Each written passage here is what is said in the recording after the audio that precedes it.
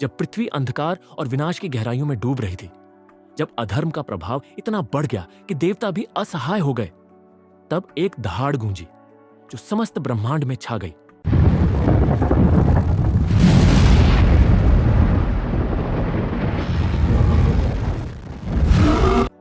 यह दहाड़ थी भगवान विष्णु के वराह अवतार की, जो पृथ्वी की रक्षा के लिए प्रकट हुए थे। आइए इस महान कथा का वर्णन करते हैं, जो हमें सिखाती है कि जब भी अधर्म अपनी सीमा पार करता है, धर्म का रक्षक अवश्य प्रकट होता है। प्राचीन काल की बात है, जब हिरण्याक्ष और उसका भाई हिरण्यकशिपु अधर्म और पाप के प्रतीक बन चुके थे। ये दोनों राक्षस महर्षि कश्यप और माता दिति के पुत्र थे, जिन्होंने देवताओं और पृथ्वी पर अत्याचार करने का संकल्प ले रखा था। हिरण्याक्ष ने अपने अहंकार और शक्ति के बल पर पृथ्वी को समुद्र में डुबो दिया। इससे पूरी सृष्टि में असंतुलन हो गया। देवता असहाय हो गए और उन्होंने भगवान विष्णु की शरण ली। देवताओं की प्रार्थना सुनकर भगवान विष्णु ने कहा, मैं पृथ्वी की रक्षा के लिए अपना एक विशेष रूप धारण करूंगा। और तब भगवान विष्णु ने वराह अवतार धारण किया।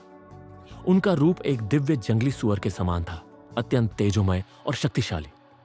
उनका आकार पहाड़ों के समान विशाल था और उनकी दहाड़ ने समस्त सृष्टि को कंपा दिया।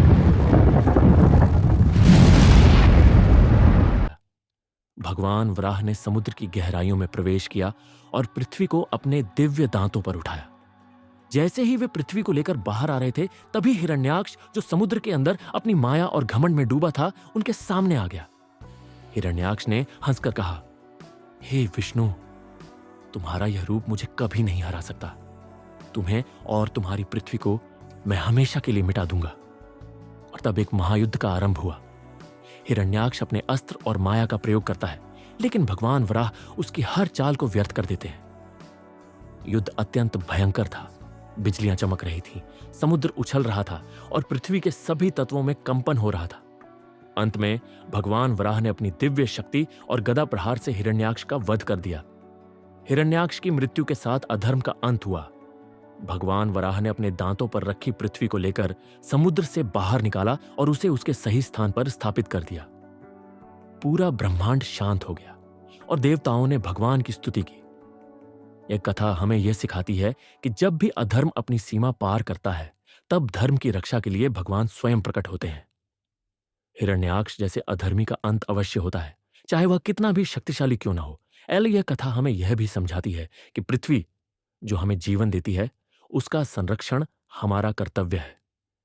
भगवान विष्णु ने अपने वराह अवतार के माध्यम से यह संदेश दिया कि धर्म, प्रकृति और जीवन का सम्मान ही सही मार्ग है। अधर्म का विनाश और धर्म की विजय, यही है वराह अवतार का महत्व। यदि आपको यह कथा प्रेरणादायक लगी तो हमारे चैनल को सब्सक्राइब करें और इस वीडियो को लाइक और शेयर करें। ऐसी ही और रोचक कथाएं देखने के लिए बने रहिए हमारे साथ। धन्यवाद।